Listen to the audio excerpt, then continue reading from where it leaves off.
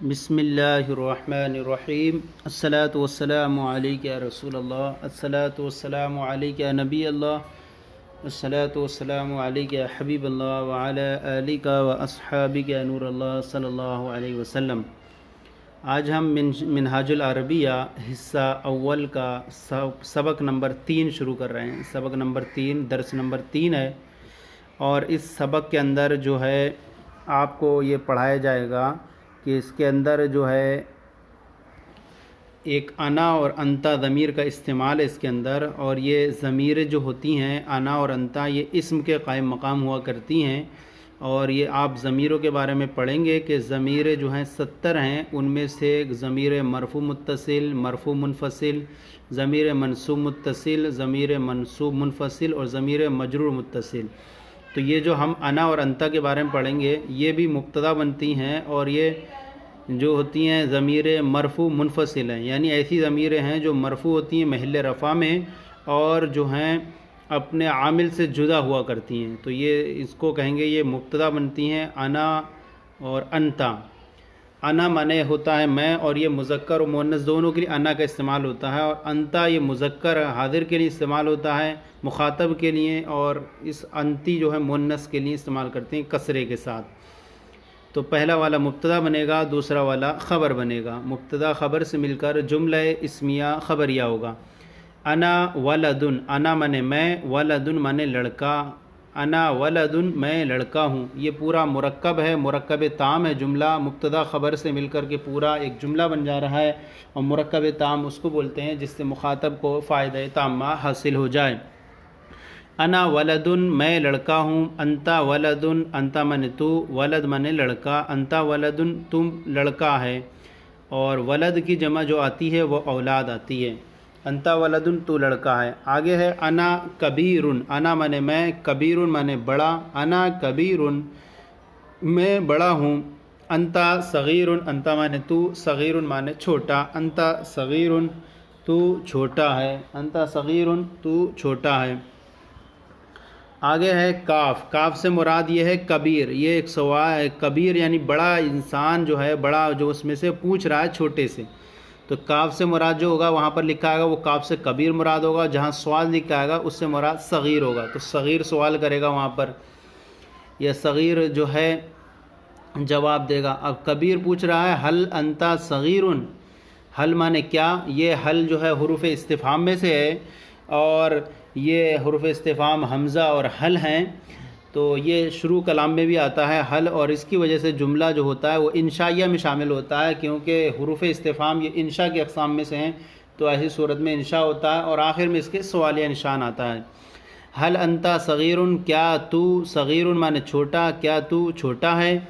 اب صغیر جواب دے رہا ہے، صغیر نعم، نعم مانے ہاں، یہ نام جو ہے حروف ایجاب میں سے ہے جو کسی سوال کے جواب میں آیا کرتا ہے، اور حروف ایجاب اصل میں 6 ہیں، نعم، بلا، اجل، اے، جیرے، انا، اس میں سے نعم بھی ہے ایک، تو نعم مانے ہاں، انا مانے میں، صغیر مانے چھوٹا ہوں، جی ہاں میں چھوٹا ہوں، جی ہاں میں چھوٹا ہوں۔ پھر آگے آ رہا ہے سواد، اب صغیر سوال کر رہا ہے بڑے سے، حل انتا صغیرن، حل مانے کیا، انتا مانے تو، صغیرن مانے چھوٹا، کیا تو چھوٹا ہے، کیا تو چھوٹا ہے۔ جواب دے رہا کبیر لا نہیں، جواب دے رہا لا نہیں، بلکہ کیا، انا کبیرن، انا کبیرن میں بڑا ہوں، لا صغیرن، لا مانے نہیں، صغیرن چھوٹا، انا کبیرن میں بڑا ہوں، چھوٹا نہیں۔ پھر آگے کبیر پوچھ رہا ہے صغیر سے حل انتا کبیرن، حل انتا کبیرن کیا تو بڑا ہے، صغیر کہہ رہا لا نہیں، لا من جی نہیں، انا صغیر لا کبیرن میں چھوٹا ہوں، لا کبیرن بڑا نہیں۔ صغیر پوچھ رہا ہے حل ھذا کتاب، حل مانے کیا، ھذا مانے یہ، ھذا یہ اسم اشارہ ہے، قریب مذکر کے لیے آتا ہے، اور اس کا مشار الیہ وہ بنتا ہے جو مذکر ہو جس میں علامت تانیث نہ ہو۔ حل ھذا کتاب، کیا یہ کتاب ہے، کبیر کہہ رہا ہے نعم، جی ہاں، ھذا کتاب یہ کتاب ہے۔ تو جو سوال کے ذریعے پوچھا جائے تو جواب میں بھی اسی کے ذریعے جواب دیا جاتا ہے، اگر وہ چیز بیان نہیں ہے تو جواب میں بھی مذکر کو ہی استعمال کیا جاتا ہے۔ سوال میں اگر مذکر ہے تو جواب میں بھی اگر ہے تو وہی مذکر پیش کیا جائے گا، اور اسم اشارہ کا بھی استعمال اسی اعتبار سے ہوگا، مشار الیہ کے اعتبار سے۔ مشار الیہ مذکر ہے تو اسم اشارہ مذکر، مشار الیہ مؤنث ہے تو اسم اشارہ مؤنث استعمال ہوگا۔ نعم، ہاں، جی ہاں، ھذا کتاب، یہ کتاب ہے، تو یہ اسم اشارہ ھذا یہ مبتدا بنے گا، اور کتاب یہ مشار الیہ خبر بنے گا۔ تو ھذا یہ جو ہے مبتدا بنے گا، اور یہ معرفہ کی اقسام میں سے یہ ہے اسم اشارہ ہونا۔ ضمیر بھی جو ہے اسماء معرفہ کی اقسام میں سے ہیں جو مبتدا بنتی ہے، معرفہ کی اقسام میں سے ہے مبتدا بنا کرتی ہے۔ آگے ہے سواد۔ سواد معنی صغیر، حل ذالک فارسی، حل معنی کیا، ذالک معنی وہ، ذالک اسم اشارہ واحد مذکر بعید کے لیے استعمال ہوتا ہے، اور اس کا جو مشار الیہ رہتا ہے وہ بھی مذکر رہتا ہے۔ حل ذالک فارسی، کیا وہ فارسی ہے؟ کبیر کہہ رہا لا نہیں، ذالک عربی، نہیں جی نہیں، ذالک معنی وہ، عربی عربی ہے، ذالک عربی وہ عربی ہے، لا فارسی فارسی نہیں ہے، فارسی نہیں، ذالک عربی لا فارسی۔ اب یہ سبق مکمل ہو گیا، اب آئیے اس کے تحت جو ہے تمرین کو حل کرتے ہیں۔ یہ اردو کی تمرین ہے، اور آپ کو جو پڑھا اپنے سبق اسی کی روشنی میں اس تمرین کو آپ کو حل کرنا ہے۔ تو جو مذکر رہے گا، ہم نے پہلے بتا چکا تھے کہ اگر مشار الیہ مذکر ہے تو اسم اشارہ مذکر کا استعمال ہوگا، اگر مشار الیہ مؤنث ہے تو اسم اشارہ مؤنث کا استعمال ہوگا۔ کہ دیکھیے یہ نمبر 1 ہے، یہ دین ہے، یہ دین ہے، تو اب یہاں پر یہ کی عربی آئے گی ھذا، اور دین کی عربی دین آتی ہے، ھذا دین، ھذا دین، ھذا دین، کیا وہ اسلام ہے؟ کیا کی عربی حل، اور وہ کی عربی ذالک، اور اسلام کی عربی اسلام۔ حل ذالک اسلام، حل ذالک اسلام، سوالیہ نشان لگا دیں گے۔ نعم وہ اسلام، جی ہاں، ہاں وہ اسلام ہے، ہاں کی عربی نعم، ذالک، اور وہ کی عربی ذالک، اسلام کی عربی اسلام۔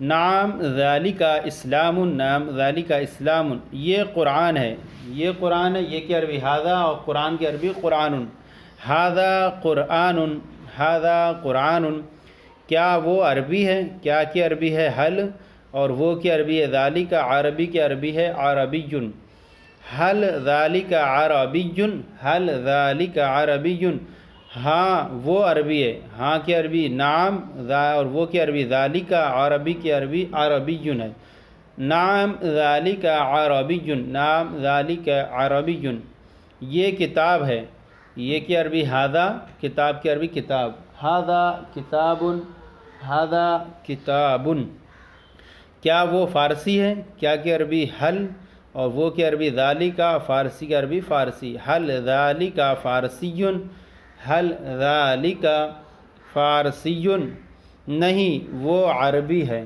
اب کہیں گے نہیں کی عربی ہے لا، اور وہ کی عربی ذالک، عربی کی عربی عربی ہے، لا ذالک عربی، لا لگا دیں گے اور نشان اس طرح کا لگا دیں گے جو لگا ہے، اور پھر اس کے بعد ذالک عربی، یہ کیا ہے؟